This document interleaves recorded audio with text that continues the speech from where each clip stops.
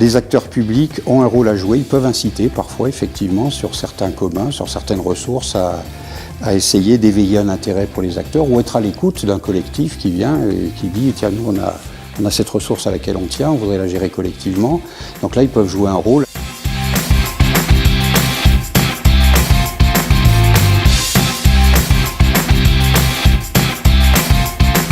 Entre l'État et les communs, là aussi il y a plusieurs points qui me paraissent importants, sont des points de vigilance.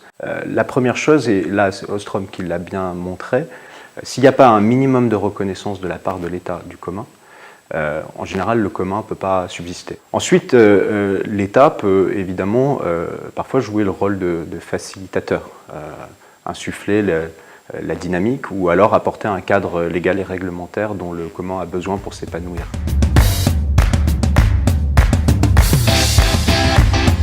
Terre de Source vise à protéger les ressources en eau du bassin rennais.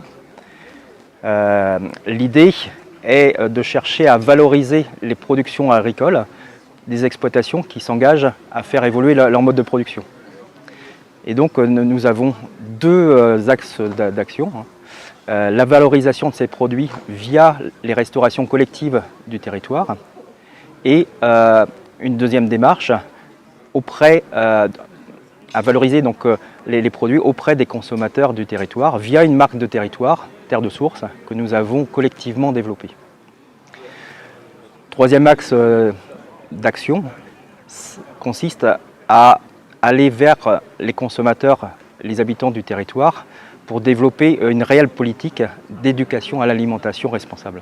Le rôle de l'action publique, et notamment et en particulier du syndicat de production d'eau potable du bassin rennais, qui est on va dire la locomotive de ce projet-là, c'est déjà de rassembler autour de la table l'ensemble des acteurs, donc producteurs, consommateurs, les collectivités, et le syndicat a cette légitimité de le faire.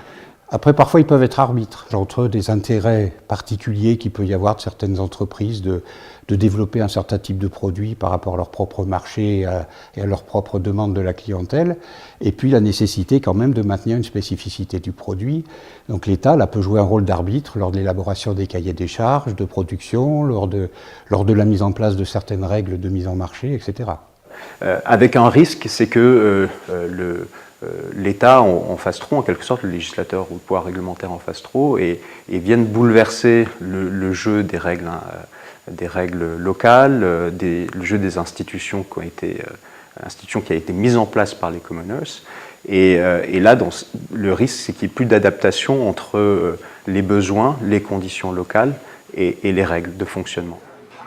Seulement on butait sur un problème qui était l'interdiction du localisme, donc ce que l'on appelle le localisme, qui est l'interdiction de cibler géographiquement un producteur. Et donc nous avons travaillé autour de ce problème-là en associant les experts de la commande publique de Rennes Métropole et nous avons ensemble trouvé la façon de présenter les marchés publics pour ce faire. Et donc cette démarche a constitué une innovation au niveau national et européen, puisque nous sommes dans un cadre européen. On a cet apport dans le développement local, de créer de l'activité, de créer de l'emploi, de créer une richesse économique, mais aussi de créer et de produire, il me semble que c'est un des aspects intéressants aussi, de produire du savoir-faire, de produire du lien social, de produire de la dynamique humaine, de l'énergie humaine, et de la faire vivre et de s'appuyer dessus. Et là, c'est aussi, je dirais, le sang du territoire que l'on fait vivre. Et ça, c'est un plus que l'on n'a pas dans d'autres formes plus classiques de marché ou de système de production.